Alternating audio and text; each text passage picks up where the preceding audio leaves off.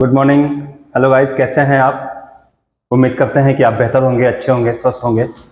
Guys, आज हम चर्चा करेंगे एक बहुत ही इंपॉर्टेंट टॉपिक, बहुत ही महत्वपूर्ण टॉपिक है और उस टॉपिक का नाम है भाषा विकास।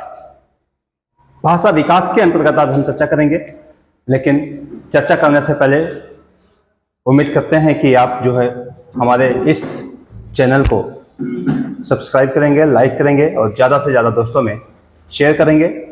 तो हम भाषा विकास के अंतर्गत चर्चा करेंगे। भाषा विकास बच्चों में होता कैसे है, किस तरह से होता है, और भाषा विकास के अंतर्गत सबसे पहले हम बात करें कि भाषा कौशल क्या होता है, लैंग्वेज स्किल क्या होता है।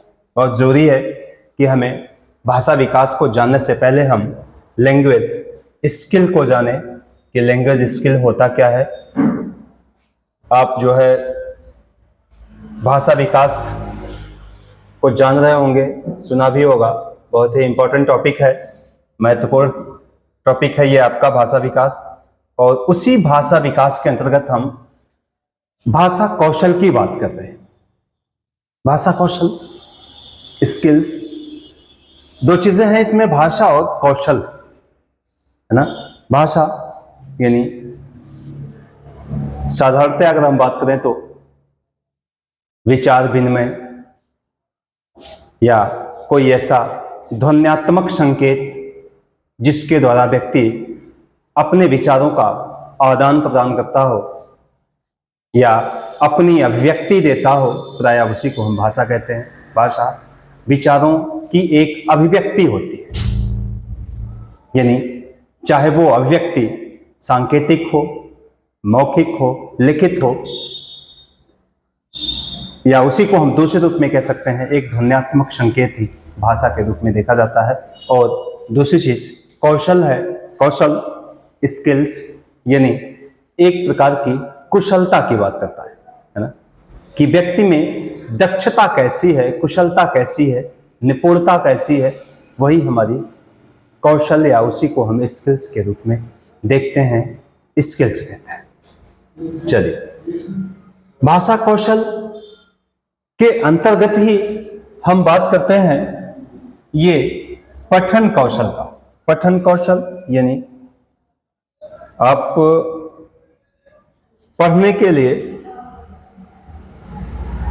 हम जिस कौशल का प्रयोग करते हैं, प्राय उसी को पठन कौशल के नाम से भी जाना जाता है।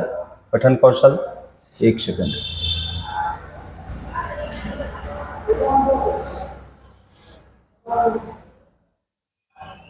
थोड़ा सा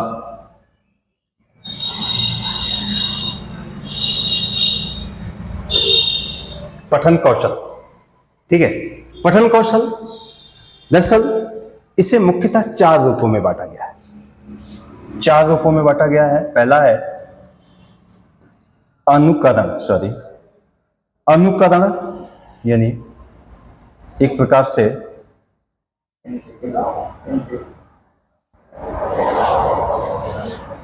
ठीक है,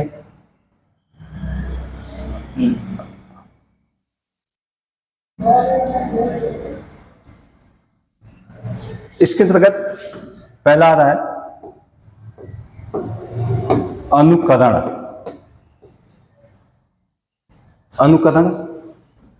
दूसरा है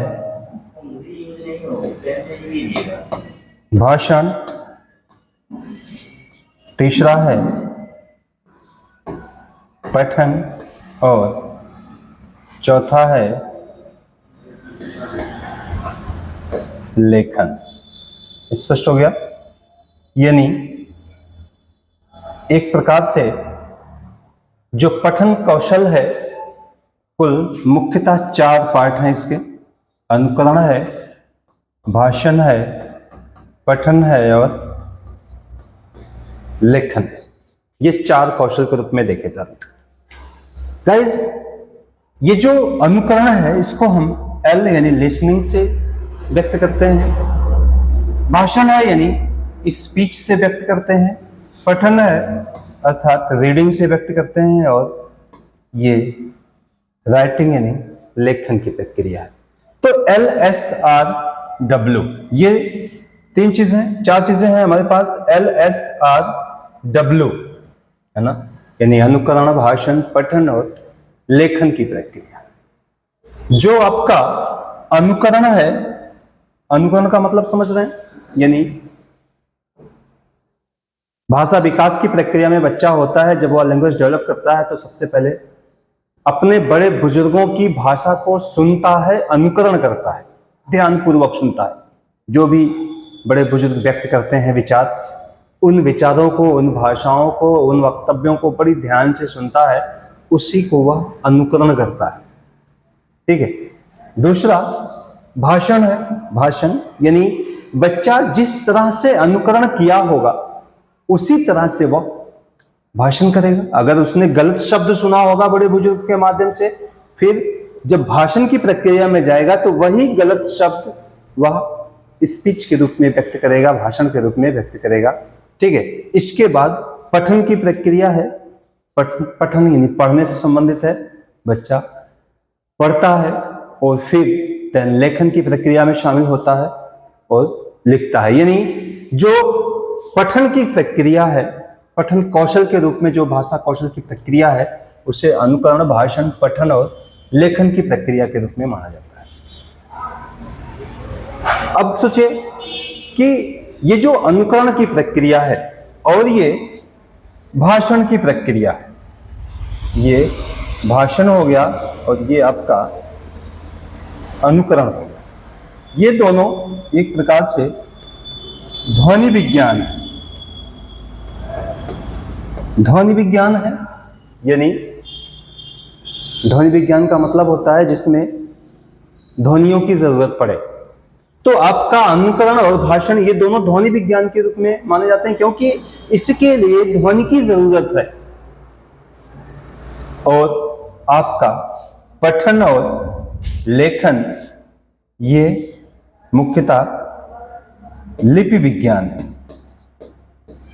लिपि विज्ञान है, यानी पठन और लेखन के लिए हमें लिपियों की जरूरत है, अनुकरण और भाषण के लिए हमें ध्वनि की जरूरत है। तो अनुकरण और भाषण को ध्वनि विज्ञान के रूप में माना जाता है, पठन और लेखन की प्रक्रिया को लिपि विज्ञान के रूप में माना जाता है। गाइस, ये जो अनुकरण है और ये जो आपका पठन है, इसे क्या कहते हैं? इसे एक प्रकार से इनपुट कहते हैं। क्या कहते हैं? इनपुट। यानी अनुकरण की प्रक्रिया और पठन की प्रक्रिया आपको इनपुट के रूप में देखी जाती है। दूसरे, जो भाषण की प्रक्रिया है और जो लेखन की प्रक्रिया है, ये क्या है आपका? ये है आउटपुट। ये आउटपुट है।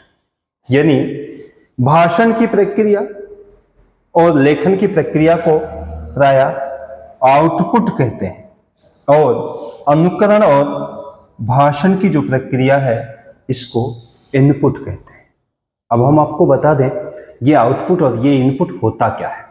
दरअसल जब आप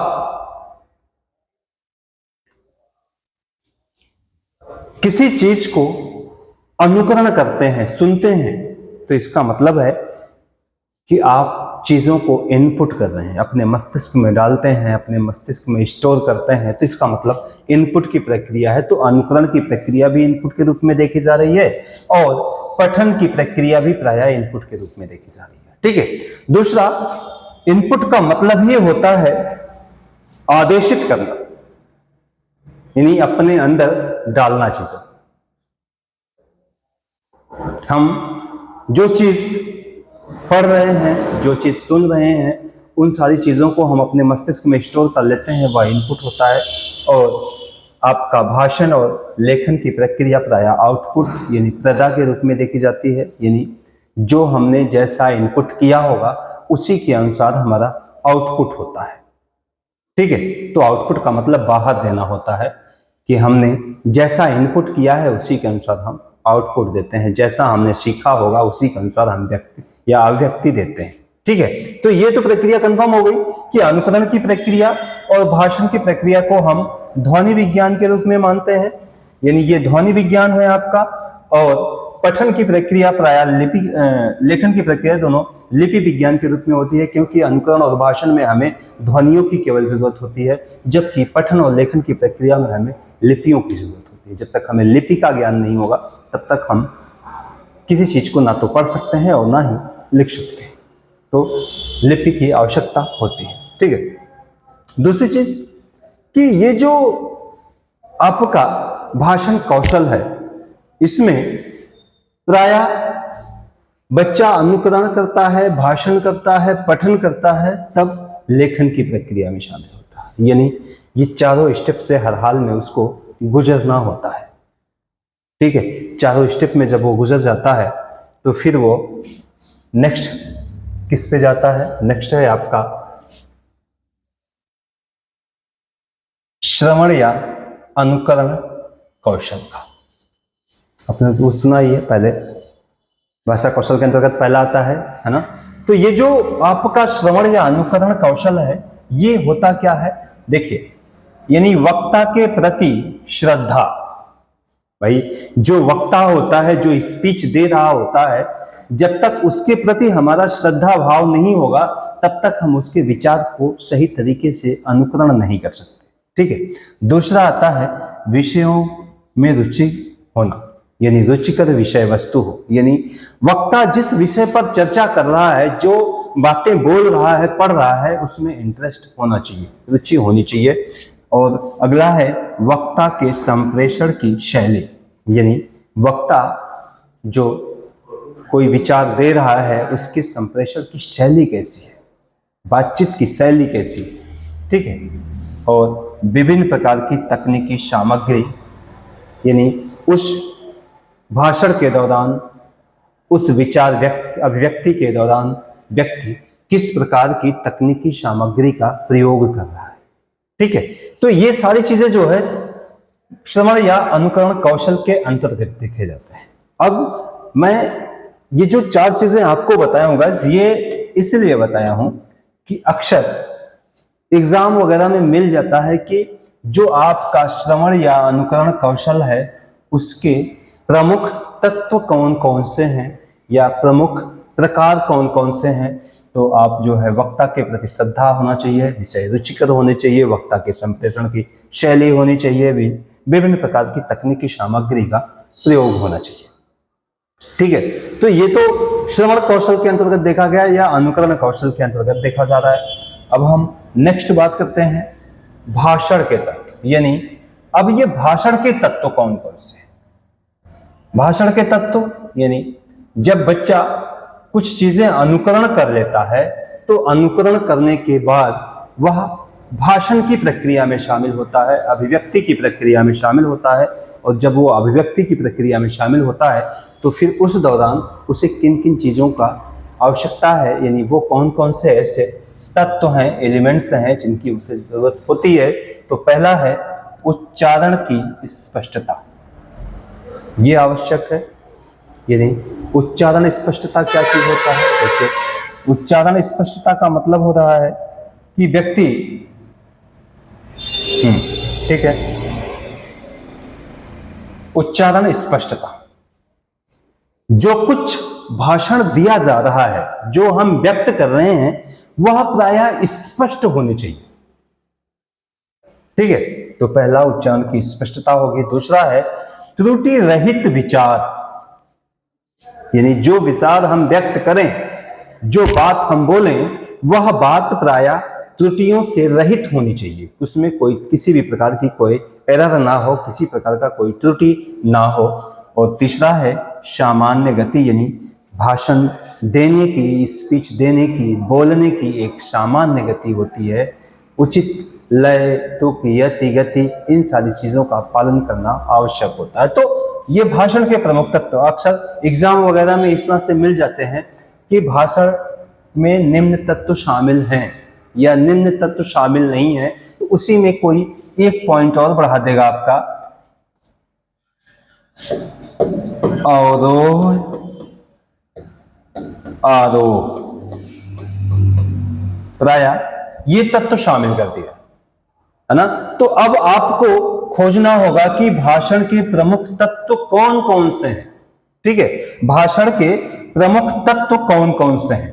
तो अमूमन जब भाषण के प्रमुख तत्व की बात करेंगे तो ये देखेंगे कि एक तो उच्चारण स्पष्टता होनी चाहिए, दूसरी त्रुटि रहित विचार भी होने चाहिए, तीसरा सामान्य गति भी होनी चाहिए, और चौथा है अवरोह आरोह। ये तो बिल्कुल नहीं होना चाहिए, यानी यही आपका भाषण के तत्व नहीं है। भाई एग्जाम वगैरह में मिल जाए इस तरह से कि भाषण के तत्व नहीं है, ठीक है, तो इसमें यही आपका ऑप्शन यानी अवरोह और आरोह यानी उतार चढ़ाव भाषण में नहीं होना चाहिए। भाषण में एक प्रकार से सामान्य गति होनी चाहिए, त्रुटि रहित विचार होने चाहिए और उच्चारण स्पष्टता होना चाहिए। ठीक, नेक्स्ट पेज पे हम चलते हैं। नेक्स्ट पेज हमारा पठन के तत्व की बात कर रहा है गाइस। पठन का तत्व क्या होता है? अब देखिए, चूंकि अनुकरण भाषण के बाद पठन की बात आती है। पठन यानी पढ़ने के लिए प्रायः हमें लिपि की जरूरत होती है। देवनागरी लिपि है, ब्राह्मी लिपि है ना, गुरुमुखी लिपि है, फारसी लिपि, अरबी लिपि, तो ये सारी चीजों की लिपि की आवश्यकता होती है हमें। तो हम बात कर ले यहाँ पठन के कौन कौन से तत्व हैं। पठन के तत्व में सबसे पहली बात कि लय पूर्वक उच्चारण होना चाहिए। समझ रहे हैं बात को? यानी एक लय में आपको पढ़ना है, उचित लय का होना आवश्यक है। दूसरा है सामान्य गति से पठन हो, यानी जो पढ़ने की गतियां हैं हमारी वह एक समान होनी चाहिए। तीसरा है कि सृजनात्मक शैली का प्रयोग होना चाहिए, सृजनात्मकता शैली का प्रयोग होना चाहिए, यानी हमेशा हमें पढ़ने के लिए कुछ नयापन दिखाया जाए, कुछ सृजन की क्षमता होनी चाहिए, बहुत सृजनात्मक शैली होनी चाहिए और आनंद की अनुभूति होनी चाहिए। यानी प्रायः इस तरह से पठन के लिए हमें आनंद की अनुभूति होना आवश्यक है, तभी हम कंटिन्यूटी बनाए रख सकते हैं। तो इस तरह से जो है ये पठन के तत्व हैं। एग्जाम वगैरह में अक्सर मिल जाएगा कि पठन के निम्न तत्व हैं, ठीक है, तो पठन के निम्न तत्व हैं, यहां आ गया। फिर यहां एक और ऑप्शन दे दिया, उपरोक्त सभी, है ना। तो ये जो ऑप्शन होगा ये आपका बिल्कुल राइट होगा। उपरोक्त सभी तत्व आपके पठन के तत्व के रूप में देखे जाते हैं, ठीक है। चलिए नेक्स्ट की हम बात करते हैं।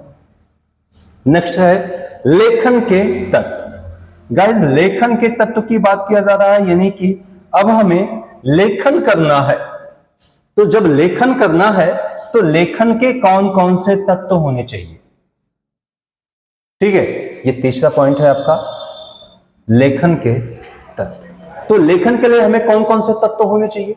सबसे पहले है अक्षर, शब्द तथा वाक्य का ज्ञान होना चाहिए, यानी अक्षर, शब्द तथा वाक्य का विधिवत ज्ञान हो, तभी आप लेखन की प्रक्रिया कर सकते हैं। क्योंकि भाई लिपियों की जरूरत होती है इसमें, तो लिपि की जानकारी होनी चाहिए, इसके साथ साथ अक्षर की भी जानकारी हो, शब्द की भी जानकारी हो और वाक्य का भी ज्ञान होना आवश्यक है। दूसरा कहता है अभिव्यक्ति की क्षमता, यानी हम में किसी चीजों को व्यक्त करने की क्षमता होनी चाहिए, अभिव्यक्ति की क्षमता है। और तीसरा कहता है त्रुटि रहित लेखन, यानी जब आप लेखन की प्रक्रिया में शामिल होते हैं तो उसमें त्रुटि रहित लेखन करना है, गलती पर विशेष ध्यान देना है। तो एग्जाम वगैरह में भी मिल जाता है लेखन के प्रमुख तत्व हैं। जब लेखन के प्रमुख तत्व हैं तो इसका मतलब है अक्षर का, शब्द तथा वाक्य का ज्ञान होना चाहिए, हाँ ये भी सही है। अभिव्यक्ति क्षमता होनी चाहिए, ये भी सही है। त्रुटि रहित लेखन होना चाहिए, ये भी सही है। और इसी में एक और दे दे, असमान लेखन, तो इसका मतलब है कि ये बिल्कुल नहीं होना चाहिए, ठीक है। ये किस लिए? जब इसमें दे दे लेखन के तत्व में नहीं होना चाहिए, ठीक है, लेखन के तत्व में नहीं होना चाहिए। तो क्या नहीं होना चाहिए? यानी असमान लेखन की प्रक्रिया नहीं होनी चाहिए गाइस। केवल अक्षर, शब्द तथा वाक्य का ज्ञान होना चाहिए, अभिव्यक्ति की क्षमता होनी चाहिए, त्रुटि रहित लेखन होनी चाहिए, लेकिन असमान लेखन की प्रक्रिया नहीं होनी चाहिए। ठीक है, ये मैं इसलिए बता रहा हूँ, एक एग्जाम्पल के रूप में भी दे देता हूँ, तो आपको एक सटीक रूप में पता चल जाएगा कि भाषण से संबंधित जो प्रश्न वगैरह आते हैं टेट से टेट वगैरह में, तो उसमें इस तरह के रिलेटेड प्रश्न भी मिल जाते हैं। भाषण लेखन के तत्व में नहीं होने चाहिए तो ठीक है, लेकिन अगर पूछ दे कि लेखन के तत्व में होने चाहिए, तो लेखन के तत्व में प्रायः इन तीनों चीजों को हम शामिल करते हैं। ठीक है, नेक्स्ट हम चलते हैं। यह है वाचन का अर्थ। वाचन का अर्थ क्या होता है? वाचन का मतलब क्या होता है भाई? सीधी सी बात है, पढ़ना। ठीक है, रीडिंग प्रायः वाचन के रूप में देखा जाता है। रीडिंग बच्चा कर ले। ठीक है, दूसरा है पाठ करना, यानी पढ़ लेना, वही चीजें हैं, पढ़ना या पाठ कर लेना। ठीक है, और उच्चारण करना, ये तीनों चीजें वाचन के रूप में देखी जाती हैं। वाचन यानी एक प्रकार से चीजों को सही तरीके से पढ़ना, उच्चारण करना, बोलना, ये सारी चीजें आपको वाचन के रूप में देखी जाती है। तो वाचन में प्रायः पठन की प्रक्रिया शामिल होती है, उच्चारण की प्रक्रिया शामिल होती है, प्रायः जो है सही तरीके से चीज़ों को कंठस्थ कर लेना, पढ़ लेना, ये भी चीज़ें शामिल होती हैं। अब हम बात कर लेते हैं पठन या वाचन के जो अर्थ होते हैं, उसके अंतर्गत ये इसके प्रकार क्या है, प्रकार, टाइप्स, पठन के प्रकार।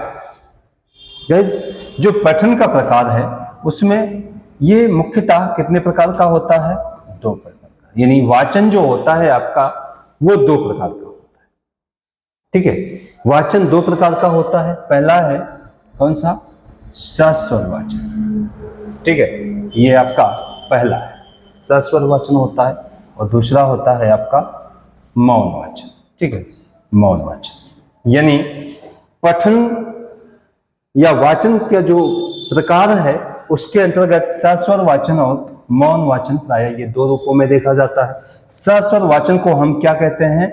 ध्वनि युक्त वाचन, यानी जिसमें ध्वनियों का प्रयोग किया जाए वह प्रायः सस्वर वाचन होता है, और जो ध्वनि रहित होती है उसे मौन वाचन कहते हैं। ठीक है, अब देखिए, जो ध्वनि युक्त वाचन होता है उसमें आदर्श ध्वनि युक्त वाचन, समूहगत ध्वनि वाचन और एकल ध्वनि युक्त वाचन। यानी जब हम सस्वर वाचन करते हैं, सस्वर वाचन में जब हम ध्वनि का प्रयोग करते हैं तो प्रायः आदर्श वाचन किया जाता है, समूह वाचन किया जाता है और एकल वाचन किया जाता है। जैसे व्यक्तिगत रूप में भी आप चाहें तो ध्वनि के माध्यम से सस्वर किसी चीज को पढ़ सकते हैं, बोल सकते हैं। समूह के रूप में भी आप पढ़ते हैं, देखते होंगे आप, छोटे छोटे बच्चे समूह के रूप में पढ़ते हैं, तो समूह वाचन के रूप में भी देखा जाता है। और दूसरा आपका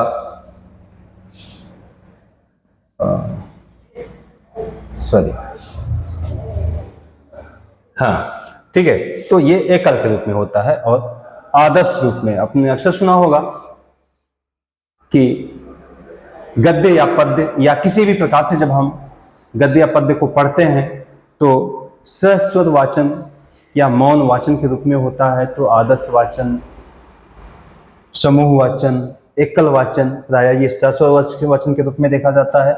और दूसरा, जब आप पढ़ते हैं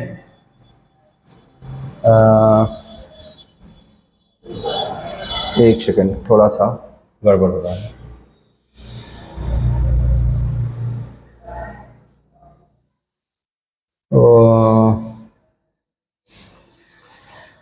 चलिए हम इसको लिख के बता देते हैं।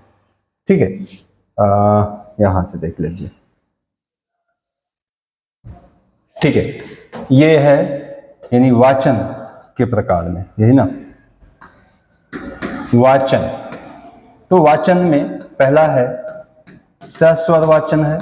सस्वर वाचन में आदर्श वाचन आ जाता है, समूह वाचन आ जाता है और एकल वाचन आ जाता है। ठीक है, दूसरा ये है इसका अभी चूंकि इसे हम ध्वनि युक्त कहते हैं, ध्वनि युक्त। ठीक, और दूसरा जो आता है उसे हम मौन वाचन कहते हैं। मौन वाचन यानी ये जो मौन वाचन होता है इसे ध्वनि रहित कहते हैं। अब जब ध्वनि रहित है तो स्वाभाविक है इसमें किसी प्रकार की ध्वनि नहीं होगी। तो ये मुख्यतः दो प्रकार का होता है। एक होता है द्रुत गति होता है, ठीक है। द्रुत गति क्या होता है, ठीक, एक द्रुत गति के रूप में देखा जाता है। अब ये जो द्रुत गति होता है ये होता क्या है, देखिए जब हम कोई मौन वाचन करते हैं तो मौन वाचन के दौरान प्रायः द्रुत गति का प्रयोग करते हैं। गाइस द्रुत गति होती क्या है, द्रुत गति के रूप में अगर हम बात करें तो एक ऐसी गति या एक प्रकार से कह सकते हैं कि बहुत धीमी गति होती है। द्रुत गति एक समान रूप से प्रायः प्रयोग किया जाता है द्रुत गति का, तो द्रुत गति के रूप में। और एक होता है गंभीर, ठीक है। ये दो ध्वनि रहित चीजों के रूप में देखा जाता है। तो जब हम वाचन की प्रक्रिया में होते हैं तो सरस्वर वाचन करते हैं कि मौन वाचन करते हैं, प्रायः ये देखा जाता है। तो इसी से रिलेटेड एक प्रश्न हम बता दें आपको कि जब भी हम किसी भी प्रकार का कोई वाचन करते हैं तो वाचन यदि हम सस्वर गति से वाचन कर रहे हैं, सस्वर गति से वाचन कर रहे हैं तो इसमें होता क्या है कि अमूमन